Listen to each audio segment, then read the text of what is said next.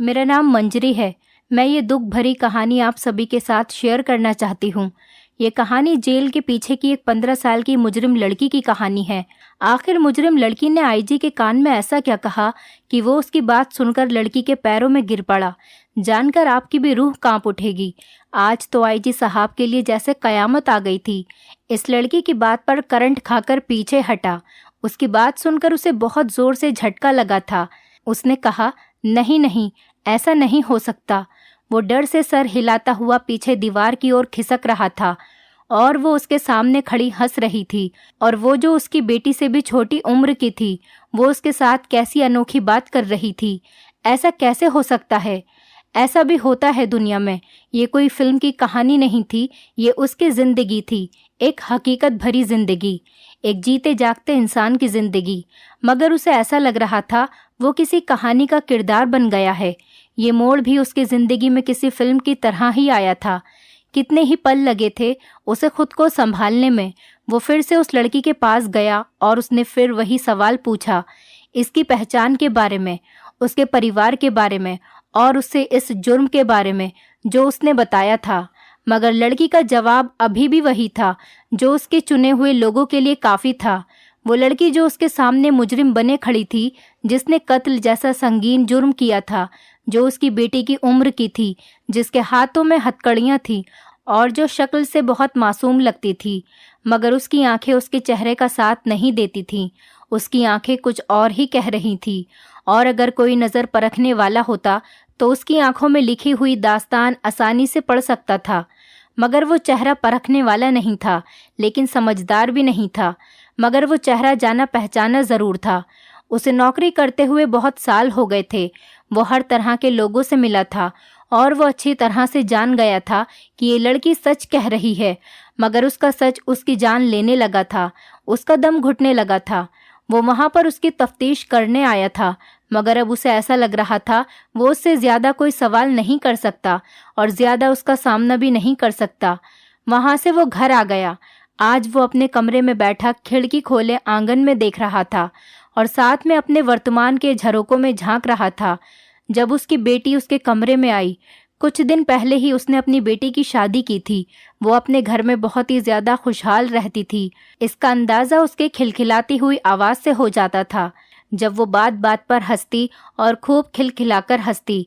उसने अपने बाप को हमेशा से ऐसा ही देखा था, बहुत ही सुलह और नरम मिजाज, और काफ़ी हद तक उसको तन्हाई पसंद थी। उसने कभी भी अपने माँ बाप को आपस में लड़ते झगड़ते हुए नहीं देखा था। उसकी माँ अक्सर गुस्सा कर जाया करती थी और उसे गुस्से में डांट भी दिया करती थी।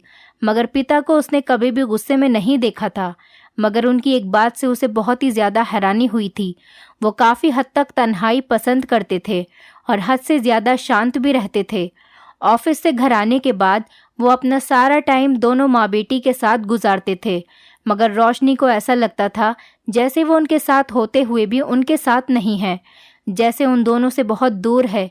ऐसा लगता था जैसे कोई बात है जो उसके पिता को परेशान करती है, मगर वो उसे अपने शब्दों में जाहिर नहीं कर सकती थी।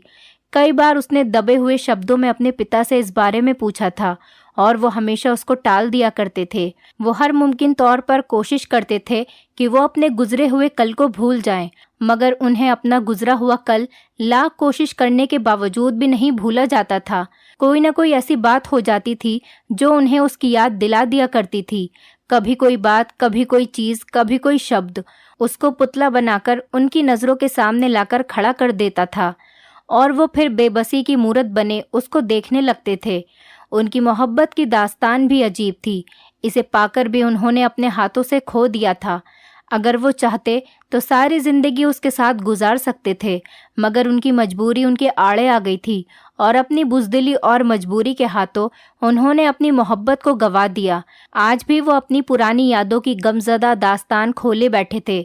जब उनकी बेटी रोशनी उनके कमरे में आई और उनके सामने धीरे से बैठकर उनसे पूछने लगी कि पिताजी, क्या बात है, आप इतने परेशान क्यों रहते हैं? ऐसी कौन सी बात है जो आपको परेशान करती है? बेटी की बात पर उनकी आंखें नम हो गईं। उन्होंने बड़ी मुश्किल से अपने जज्बात को काबू में रखा और उससे कहा कि ऐसी कोई बात नहीं है, बस वो थोड़े थके हुए हैं, इसीलिए कमरे में आकर बैठ गए। वो उसे क्या बताते कि आज उन पर कैसी कयामत टूटी है। उनके अतीत से जुड़ी हकीकत उनके सामने आ खड़ी हुई है और उनकी बेबसी उनका जैसे कोई तमाशा देख रही थी। उसने अपनी बेटी से अपनी आंखों की नमी छुपाने के लिए चेहरे का रुख मोड़ लिया था, मगर वो उसी की बेटी थी और माँ से ज्यादा अपने पिता के करीब थी और अपने पिता से बहुत मोहब्बत करती थी। उसने कहा कि आज मुझे बताइए, आखिर ऐसी कौन सी बात है जो आपको इतना परेशान कर रही है? जवाब दीजिए पिताजी, ऐसी कौन सी परेशानी है जो आपको चैन लेने नहीं देती?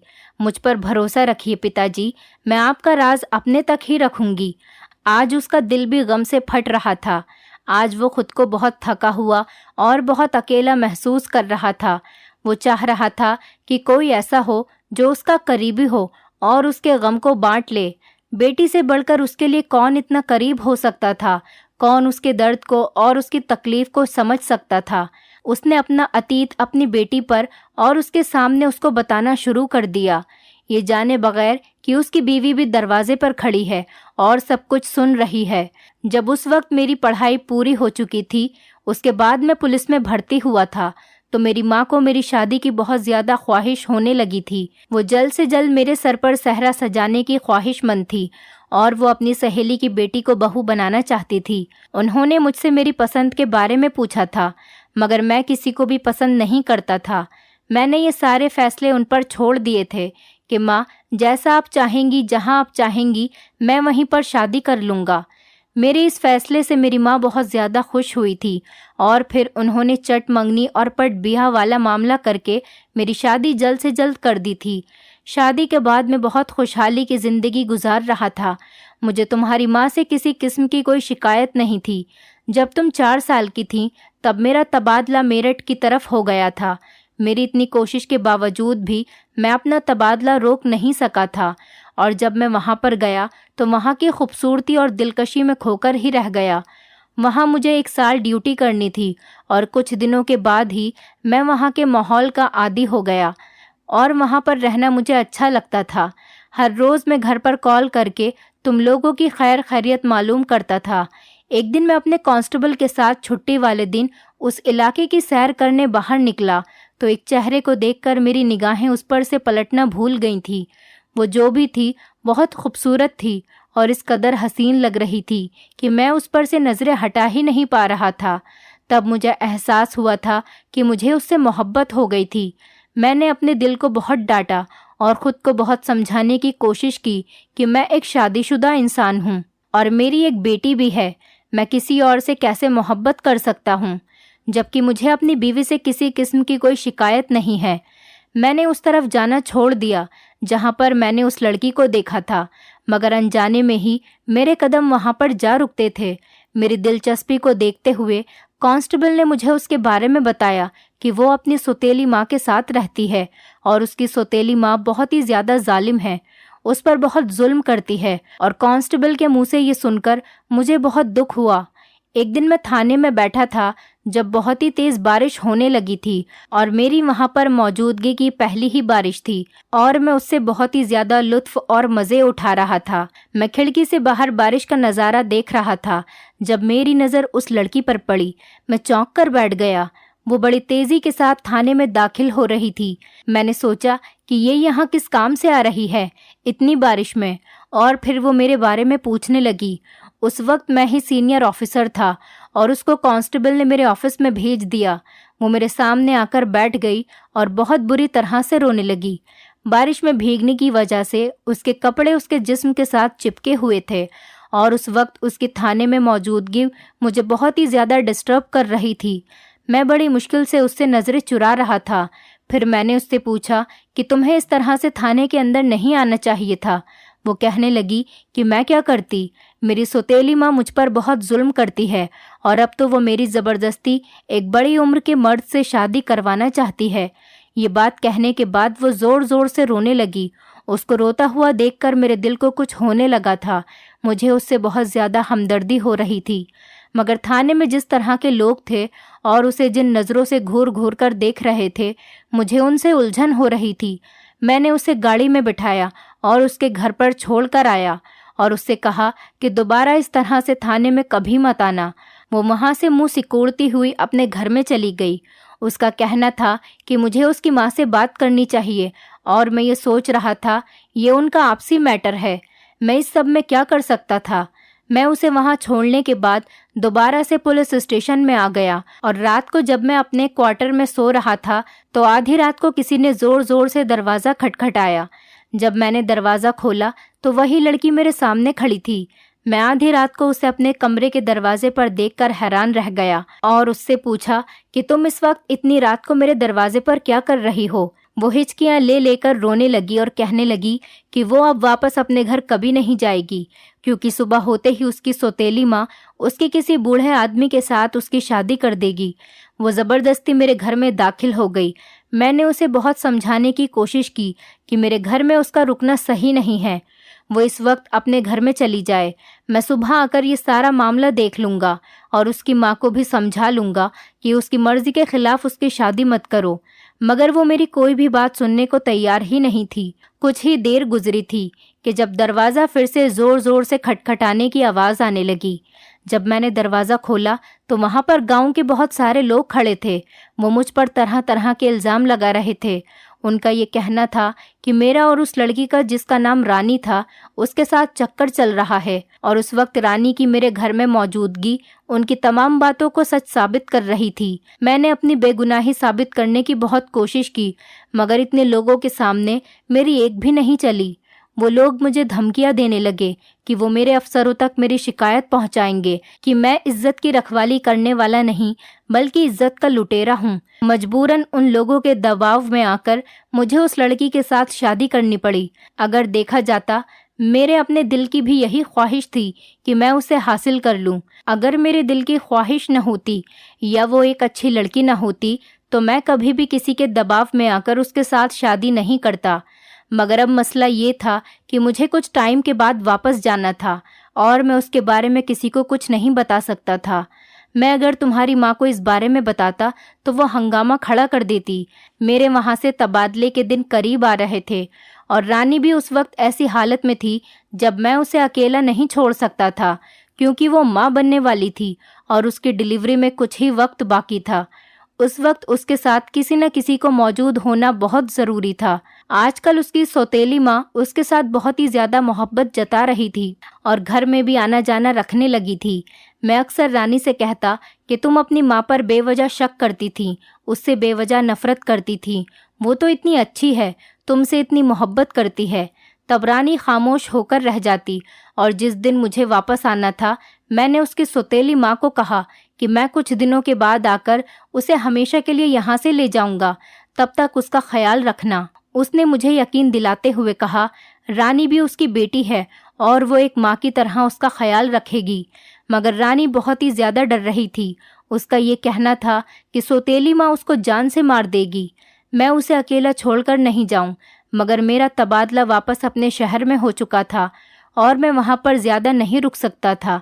जब मैं वापस अपने शहर में आया तो कुछ ही दिन के बाद मेरी माँ की तबीयत ख़राब रहने लगी और फिर एक रात वो हमें अकेला छोड़कर चली गईं। उनकी मौत के गम ने मुझे निढाल कर दिया था। मुझे खाने पीने का, किसी भी चीज़ का कोई होश नहीं था और तब तो मैं रानी को भी बिल्कुल भूल चुका था। फिर जब माँ का देहांत हो गया, लगभग 4 महीने गुजर गए। मेरा गम थोड़ा सा कम होने लगा तो मुझे रानी का ख्याल आया और फिर मैं 2 दिन ज़रूरी काम का बहाना लेकर जब वापस आया तो एक क़यामत की खबर मेरे इंतज़ार में थी।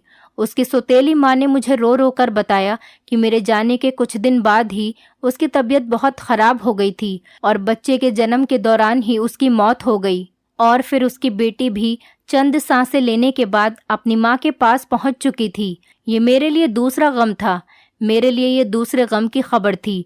और जब मैंने इधर उधर से पूछा तो उसकी खबर के बारे में मुझे सच पता चल गया था कि वाकई बच्चे के जन्म के दौरान उसकी मौत हो गई थी। और फिर मैं अगले दिन वापस आ गया वहाँ पर और मेरे लिए रह क्या गया था।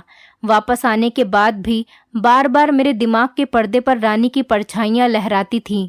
उसकी आखिरी बात मुझे याद आती थी कि मुझे अकेला छोड़कर मत जाओ। अगर तुम मुझे अकेला छोड़कर चले गए तो फिर कभी मेरी शक्ल नहीं देख सकोगे। मैं आज तक ये सोचता हूँ कि उसने मुझे ये क्यों कहा था।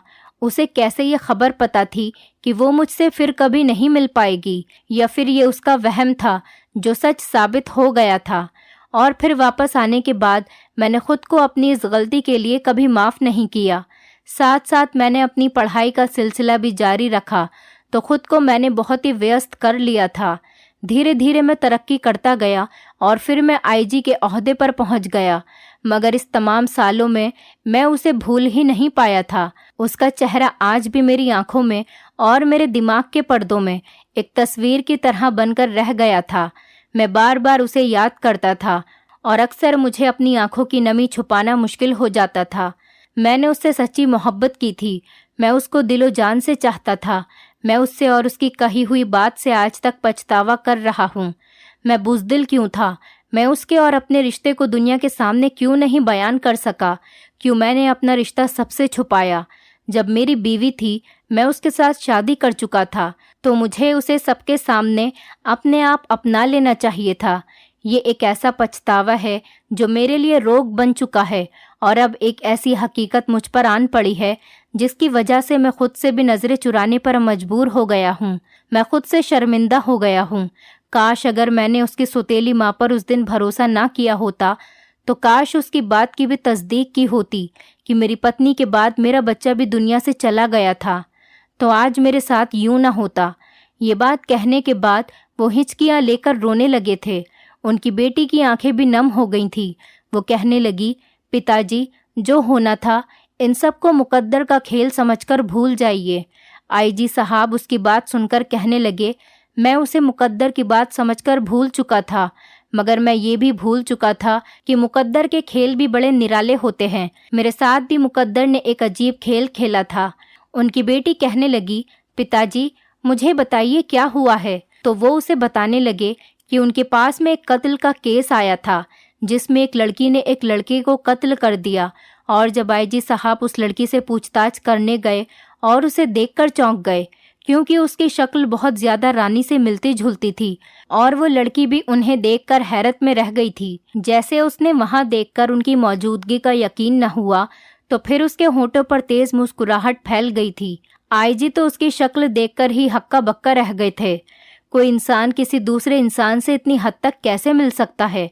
और फिर जब उन्होंने उस लड़की से पूछताछ करना शुरू किया, तो उसने बताया कि वो रानी की और उनकी बेटी है। ये सुनकर ही वो वहां से चले आए और उसके बाद उसे कोई सवाल कर ही नहीं सके। अब तो तीनों ही अपनी जगह पर खामोश थे। उनकी बीवी सोच रही थी कि वो कमरे में जाकर उनका दुख बांटे या खामोशी से उनका भरम कायम रहने दे। फिर उन्होंने हमेशा की तरह खामोशी को कायम किया और वहां से हट गईं। और बेटी ये सोच रही थी कि वो अपने पिता को हौसला कैसे दे। जिस पिता ने अपनी औलाद को बचपन में मरा हुआ समझ लिया था, वो अब उनके सामने न सिर्फ जिंदा हालात में मौजूद थी, बल्कि एक मुजरिम की हैसियत से उनके सामने खड़ी थी। उसके गम का अंदाज़ा लगाना मुश्किल नहीं था। अगले दिन वो हिम्मत करने के बाद दोबारा से अपने ऑफिस में गए और उस लड़की को बुलाने के लिए कहा।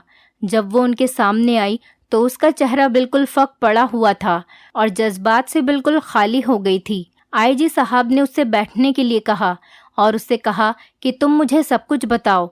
बचपन से लेकर अब तक तुम कहाँ रह रही थी और तुमने ये कत्ल क्यों किया? तुम बहुत छोटी सी हो। इतनी छोटी उम्र में कत्ल जैसा संगीन जुर्म कैसे कर सकती हो? वो जब बोलने पर आई तो उसका एक एक शब्द जैसे उसके गमों में डूबा हुआ था। उसने कहा, मैं जब पैदा हुई थी तो मैंने सिर्फ अपनी नानी का चेहरा देखा। नानी के अलावा मैं किसी से भी रिश्ते से कोई मतलब नहीं रखती थी। मगर जब मैं बड़ी हुई तो मेरी हैरत में इजाफा होता गया कि नानी बाकी नानियों जैसी नहीं थी। मेरी सहेलियों की जो नानी थी उनसे बहुत प्यार करती थी, उनके बहुत ज़्यादा लाड नखरे उठाती थी, जबकि मेरी नानी तो मुझे बहुत मारती थी, मुझ पर बहुत जुल्म करती थी। उनका कहना था कि मैं उनके लिए मुसीबत हूँ। मुझे नानी की ज़ुबानी ही पता चला था कि मेरी माँ मेरे जन्म के दौरान ही मर गई थी और फिर उसके मरने के काफ़ी दिन बाद मेरे पिता वहाँ पर आए थे। मगर मेरी नानी ने उनसे झूठ बोल दिया था कि मैं भी माँ के साथ मर चुकी हूँ, और अब वो इस बात पर पछतावा करती थी कि उन्हें मुझे मेरे पिता के साथ भेज देना चाहिए था। उन्हें मेरी जिम्मेदारी उठाना बहुत मुश्किल लग रही थी। जब मैं बड़ी हुई तो उन्हें अपनी ये जिम्मेदारी हल्की होती हुई महसूस हुई, क्योंकि वो घर के सारे कामकाज मुझसे करवाती थी। मुझे मोहल्ले वालों से पता चला कि मेरी माँ के साथ भी वो बहुत जुल्म करती थी। मेरी माँ को भी उसने छोटी सी उम्र में ही बहुत से काम पर लगा दिया था और खुद सारा दिन बिस्तर तोड़ती रहती थी। फिर मोहल्ले वालों की ज़ुबानी ही मुझे ये भी पता चला था कि आप दोनों की शादी कैसे हुई थी। मैंने इंटर तक बहुत मुश्किल से पढ़ाई पूरी की थी। नानी का मुझे पढ़ाने का कोई इरादा नहीं था। उस वक्त 5वीं कक्षा में पढ़ती थी जब उन्होंने मुझे लोगों के घरों में काम करने पर लगा दिया था। उनका कहना था कि वो सारी जिंदगी मेरी माँ को भी खिलाती रही है। अब उनकी बूढ़ी हड्डियों में इतना दम नहीं है कि वो मेरी जिम्मेदारी भी उठा सकें। मैं मेहनत से और काम से जी चुराने वालों में से नहीं थी, बल्कि मैं तो बहुत ही मेहनत और लगन के साथ अपना काम किया करती थी। मगर मैं जिस घर में काम करती थी वहाँ के मालिक की मुझ पर बुरी नज़र थी और वो मेरे साथ गलत तरीके से बात करते थे। जब मैं यह बात आकर नानी को बताती थी तो वो मुझसे कहती थी कि आजकल के ज़माने में तो ये आम बात है। अगर वो तुझे कुछ कहता है तो सुन लिया कर, वो तुझे खा नहीं जाएगा। तब मैं सोचती थी, अगर मेरी सगी माँ होती तो क्या वो भी मुझे ऐसा ही कहती। नानी के पास ही मैंने आपकी और माँ की तस्वीर देखी थी और फिर उसे अपने पास संभाल कर रख लिया था और हर रात उस तस्वीर को अपने सीने से लगाकर सोती थी। मैं आपको बहुत ज़्यादा याद करती थी। जब भी मुझे कोई छेड़ता था या तंग करता था तब मुझे आपकी बहुत याद आती थी। और उस वक्त मैं इंटर में थी जब हमारे इलाके में एक आदमी आया था। वो मुझसे काफ़ी बड़ा था। वो मुझे देखते ही मुझ पर आशिक हो गया था और उसने मेरा रास्ता रोककर मुझसे बात करने की कोशिश की, मगर मैं उसे देखकर डर गई और भागते हुए अपने घर पर आ गई। मगर तब मैं बहुत ही ज़्यादा डर गई थी। जब शाम को ही मैंने उसे अपने घर पर देखा तो वो मुझे देखकर अजीब अंदाज में मुस्कुराते हुए नानी के पास चला गया था और नानी को उसने राज़ी कर लिया था। उसने नानी को पैसों का लालच दिया और उन्हें मेरे साथ शादी करने के लिए रजामंद कर लिया। जब वो चला गया तो नानी ने मुझसे कहा कि कल तुम्हारी इस आदमी के साथ शादी है। मैं नानी से मना कर रही थी और बहुत ज़्यादा रोई चिल्लाई, क्योंकि मैं अभी भी शादी करना नहीं चाहती थी और ना ही मेरी अभी शादी की उम्र थी। मैं तो अभी पढ़ना चाहती थी। मैंने नानी की बहुत ज़्यादा मिन्नतें की, मगर उन्होंने मेरी एक भी नहीं सुनी। उन्हें भी ये डर था कि मैं भी एक दिन अपनी माँ की तरह भाग जाऊंगी। इसलिए उन्होंने मुझे कमरे में बंद करके बाहर से दरवाज़ा बंद कर दिया और अगले दिन मेरी ज़बरदस्ती शादी करने के बाद मुझे उसके साथ विदा कर दिया। वो मुझे लेकर इस शहर में आ गया था। उसका रवैया मेरे साथ बस ठीक ही रहता था। धीरे धीरे मैं अपनी किस्मत से राज़ी होने लगी थी और ख़ुद को वहाँ पर रहने के लिए दिमागी तौर पर तैयार करने लगी थी, क्योंकि मैंने अब हमेशा ही इसी के साथ रहना था। मगर कुछ दिन ही गुजरे थे जब उसके कमरे में अय्याश किस्म के लोगों का आना जाना शुरू हो गया। पहले तो मैं सिर्फ उनसे हाय हेलो करने के बाद वहाँ से चली आती थी, मगर अब वो मुझे इस बात पर तैयार करने लगा कि मैं उसके दोस्तों के साथ बातचीत किया करूं। और फिर उसका एक दोस्त उसकी गैर मौजूदगी में घर आता था तो मैंने दरवाज़ा ही नहीं खोला और उससे कहा कि जब वो घर में आए तो तुम भी तभी आना। शाम को जब मेरे पति घर पर आया तो बहुत ज़्यादा गुस्से में था। मुझसे कहने लगा, तुमने आज मेरे दोस्त के लिए दरवाज़ा क्यों नहीं खोला? मैं उल्टा उसी से पूछने लगी कि मैं घर में अकेली थी, मेरा उसको अंदर बुलाने का क्या मतलब बनता था? उस वक्त वो खामोश हो गया, मगर कुछ दिन के बाद वो मुझे इस बात पर सताने लगा कि मैं उसके दोस्तों के साथ गलत ताल्लुक़ बनाऊं। जब मैंने उस बात से इनकार कर दिया, वो मुझ पर हाथ उठाने लगा और फिर वो मुझे ज़बरदस्ती लोगों के सामने पेश करने लगा। उस दिन जब वो नशे की हालत में था तो मैंने उसे कत्ल कर दिया। अगर मैं उसे ख़त्म नहीं करती तो वो मुझे ऐसे ही हमेशा सताता रहता और अपने दोस्तों के सामने मुझे रुस्वा करता, मेरी इज्जत का सौदा करता रहता। ये सब सुनकर उसके बाप की आंखों में आंसू आ गए थे। पूछताछ पूरी हो गई थी, सारी बात बिल्कुल सामने आ गई थी। इस लड़की ने अपनी जान और इज्जत बचाने के लिए अपने पति का कत्ल किया था। आईजी साहब ने फैसला किया कि वो अपनी बेटी को बचाने के लिए हर मुमकिन कोशिश करेंगे, मगर वो उसकी नानी को भी ज़रूर सबक सिखाना चाहते थे, जिसने उनसे झूठ बोला था और उनकी बेटी की ज़िंदगी बर्बाद कर दी थी। मगर जब वो वहाँ पर गए तो पता चला कि वो अब इस दुनिया में नहीं रही। उनके अंदर गुस्से का एक लावा था जो भड़क रहा था। उन्होंने अच्छे से अच्छा वकील किया कि उसमें गीता की कोई गलती नहीं है, उसने ये कत्ल दबाव में आकर किया था। अदालत ने उसे 6 साल की कैद की सज़ा सुनाई थी और 6 साल पूरे होते ही वो उसे अपने घर में ले आए थे और फिर उन्होंने अपनी बीवी से ये कहकर उससे मिलवाया था कि ये उनकी बेटी है। और फिर उनकी बीवी ने उसका बहुत अच्छे से स्वागत किया और उसके साथ वैसा ही सुलूक करने लगी जैसे वो अपनी सगी बेटी के साथ करती थी। गीता बहुत ही ज़्यादा खामोश रहती थी। वो बहुत ही कम बात किया करती थी। एक दिन जब उससे उसकी सौतेली बहन रोशनी ने उसकी इस कदर खामोशी की वजह पूछी तो वो कहने लगी कि मैंने सारी ज़िंदगी माता पिता के साए के बिना ही गुजारी है, उनकी मोहब्बत और प्यार के बगैर गुजारी है। और अब जब अपने पिता के घर में आई हूँ तो मुझे अंदाज़ा हुआ है कि बाप का सहारा कितना मजबूत होता है। कोई इंसान की तरफ मैली निगाह उठाकर देखने की जुर्रत ही नहीं कर सकता। और अगर आज मैं भी तुम्हारे साथ इस घर में पली बड़ी होती तो मेरी जिंदगी भी बहुत अलग होती। रोशनी ने उसे गले लगा लिया और उसे तसल्ली दी, तुम फिक्र मत करो, अब सब कुछ ठीक हो जाएगा। सब लोगों ने उसे कहा था कि अगर तुम आगे अपनी पढ़ाई शुरू करना चाहती हो तो पढ़ सकती हो, हमें इस बात पर कोई एतराज़ नहीं है। मगर गीता ने यह कहकर इनकार कर दिया कि अब उससे पढ़ा नहीं जाता, उसे अब कुछ भी याद नहीं रहेगा। आईजी साहब उसके फ्यूचर की वजह से बहुत परेशान रहते थे।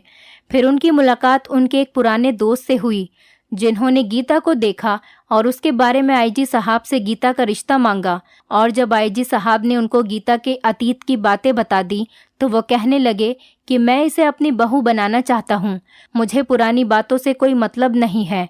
लेकिन आईजी साहब ने उन्हें सब कुछ बता दिया था, उनसे कुछ भी नहीं छुपाया। सारी बातें बताने के बाद उन्होंने उन्हें आगाह कर दिया था कि कल को अगर कोई बात उनको पता चले तो वो उनसे कोई शिकवा न करें। मगर उनका ये कहना था कि जब से उनके बेटे ने गीता को देखा है तभी से उसकी यही जिद है कि उसे शादी करनी है तो इसी लड़की से करेगा। ये सुनकर आईजी सर को दिली सुकून हो गया था और उन्होंने गीता से उसकी मर्जी पूछने के बाद उसकी शादी उसकी मर्जी के मुताबिक बहुत ही जल्द करने की ठान ली। लेकिन गीता इस बात से बहुत परेशान थी। उसका पति, उसके ससुराल वाले उसके साथ न जाने कैसा सलूक करेंगे। मगर उसकी तमाम शक गलत साबित हुए क्योंकि वो लोग बहुत अच्छे थे और उसका बहुत ज़्यादा ख्याल भी रखते थे। फिर कुछ ही दिनों बाद गीता की शादी कर दी गई और गीता अपने घर में खुशी खुशी रहती है। उसकी ज़िंदगी में जो कुछ भी हुआ था वो उन सबको भुला चुकी थी और अपनी नई ज़िंदगी की शुरुआत बहुत अच्छे तरीके से कर रही थी। दोस्तों, उम्मीद करती हूँ आपको हमारी कहानी पसंद आई होगी। कहानी पसंद आई है तो वीडियो को लाइक करें, चैनल पर नए हैं तो चैनल को सब्सक्राइब करें और हाँ, नोटिफिकेशन बेल को ज़रूर दबाएं ताकि अगली अपडेट सबसे पहले आपको मिले।